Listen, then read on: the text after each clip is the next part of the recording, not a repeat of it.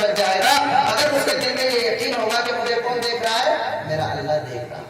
تیسری نصیحت یہ تھی، آج کل تو وہ کیمرے لگے ہوئے ہوتے ہیں نا تو ان کی وجہ سے آدمی ڈرے، سارے مدرسے والے استاد ٹائم پہ پہنچے کلاس میں، اس لیے کہ دیکھتے ہیں ذمہ دار صاحب دیکھ رہے ہوں گے کہ ٹائم پایا کہ نہیں آیا۔ اور آج کل تو موبائل میں وہ لگا دیتے ہیں، فون پہنچ جاتا ہے کہ ابھی تک تم نہیں پہنچے اپنی کلاس میں۔ جتنے بھی اسپتال ہیں سب میں کیمرے لگے ہیں، سارے ڈاکٹر ساری نرسیں ٹائم پہ پہنچ رہی ہیں، اس لیے کہ وہ دیکھ رہے ہوں گے جو مالک ہیں۔ ہر جگہ کیمرے لگے ہیں، دنیا کے کیمرے سے ڈر کی وجہ سے سارے کام ٹائم کے مطابق ٹھیک ہو رہے ہیں، آدمی کچھ ادھر نہیں کر پا رہا، اور اللہ کے کیمرے پر یقین نہیں۔ اللہ کا کیمرہ ہر جگہ ہے۔ یہی نصیحت کی ہے لقمان علیہ السلام نے اپنے بیٹے کو کہا، بیٹا یہ سمجھنا کہ رتی برابر نیک کام یا برا کام کرو تم، چاہے پہاڑوں کے غاروں میں چھپ کر کرو، چاہے آسمان کے اوپر چڑھ کر کے کرو، یا زمین کے تہخانوں میں چھپ کر کرو، یا کہ اللہ کل قیامت کے دن اللہ تعالیٰ اس چیز کو تمہارے سامنے ظاہر کر دے گا۔ سن رہے ہیں ہم مسجد میں بیٹھے ہوئے میری بات؟ آج کتنی تاریخ ہے؟ 6 دسمبر ہے یار، تاریخ بھی عجیب ہو گئی ہے، اور اب تو ہمارے لیے ساری تاریخ 6 دسمبر ہو گئی۔ اللہ تعالیٰ حل فرمائے معاملہ۔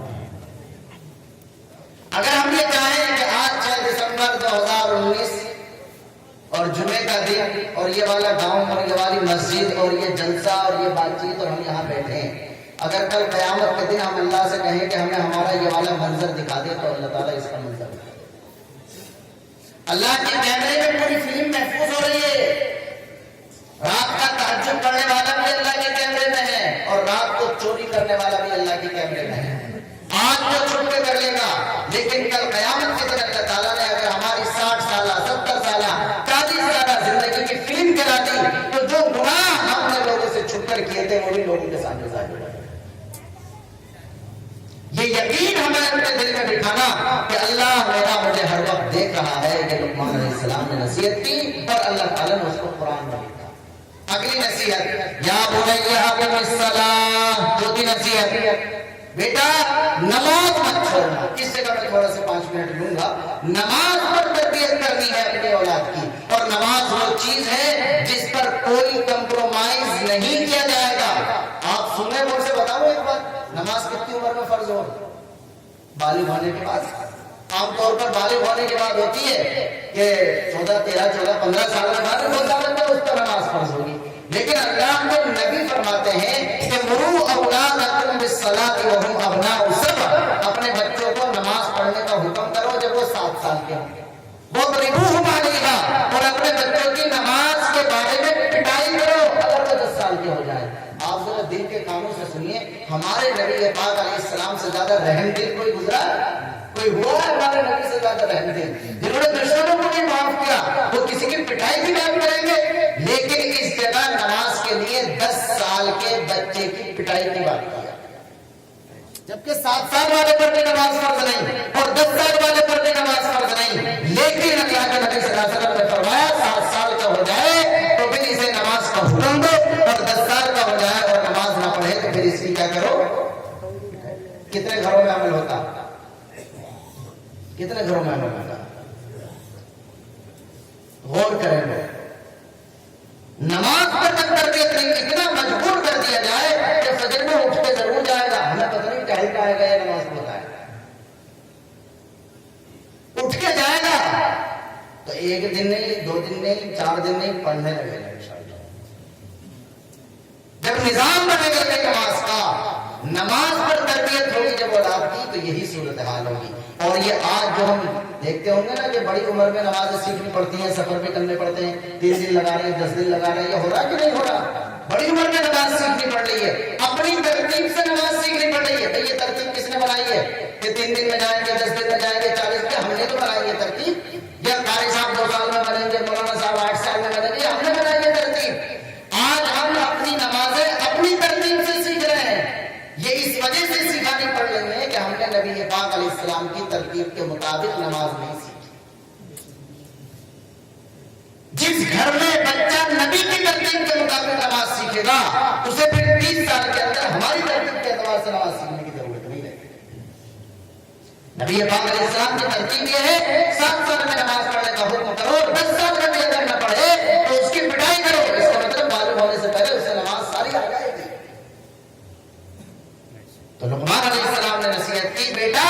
نماز قائم کرنا، چوتھی نصیحت۔ اور پانچویں نصیحت وَأْمُرْ بِالْمَعْرُوفِ وَانْهَ عَنِ الْمُنکَرِ وَاصْبِرْ عَلَىٰ مَا أَصَابَكَ۔ اس کا خلاصہ یہ ہے خود بھی اچھے کام کرو، محلے میں، بستی میں، گاؤں میں اگر کوئی دوسرا اچھا کام کر رہا ہے تو اس کا ساتھ دو، اور خود بھی برے کاموں سے بچو، اور گاؤں میں، محلے میں، بستی میں کوئی نوجوان، کوئی آپ کا دوست اگر کچھ غلط کرنا چاہ رہا ہے تو آپ اس کا ہاتھ پکڑ کر اسے سمجھاؤ۔ یہ مزاج پیدا کر دینا کہ خود بھی اچھا کرے اور اچھا کرنے والوں کو سمجھنا۔ میرے درس کو کئی مرتبہ تو خود تو اچھا کرتے ہیں، لیکن اگر کوئی دوسرا اچھا کرے تو اسے برا سمجھتے ہیں، کیڑے نکالیں گے۔ ابھی اندر سے جذبہ یہ ہو جاتا ہے کہ اچھا کام بھی کروں گا میں کروں گا، دوسرا نہ کرے، یہ بھی غلط ہے۔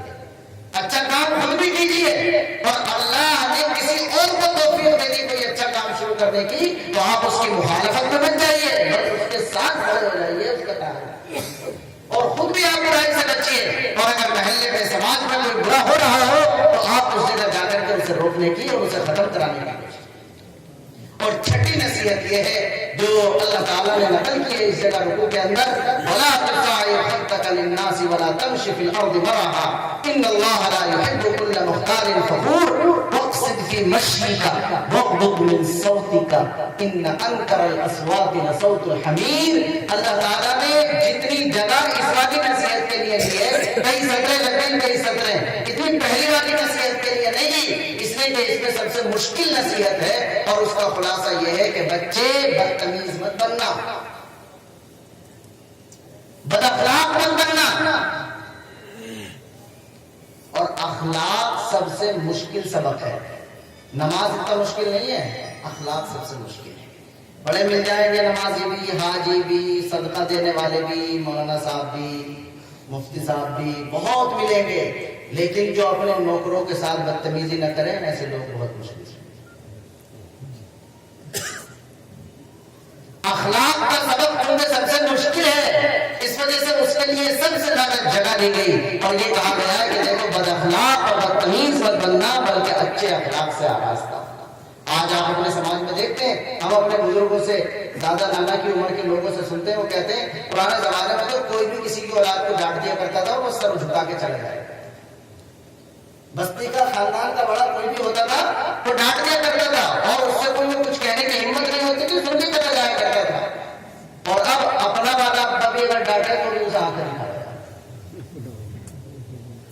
اخلاقی سطح اتنی گر گئی ہے، آپ کی حیا اور شرم اتنی ختم ہو چکی ہے کہ پتہ ہی نہیں چلتا کہ کس کے سامنے کیا بات کرنی چاہیے، کس کے سامنے کیا بات نہیں کرنی چاہیے۔ لیکن میں پھر آخر میں یہ بات کہہ کر آپ سے رخصت ہوں گا کہ یہ ساری نصیحتیں پورا قرآن کریم نصیحتوں سے بھرا ہوا ہے، لیکن ظاہر ہے ایک وہ لوگ ہیں جن کے فائدے کی یہ نصیحتیں ہیں، اور ایک وہ لوگ ہیں کہ جو اب اس عمر میں آ چکے ہیں کہ ان پر یہ ذمہ داریاں بنتی ہے کہ وہ ان نصیحتوں کو اپنائیں۔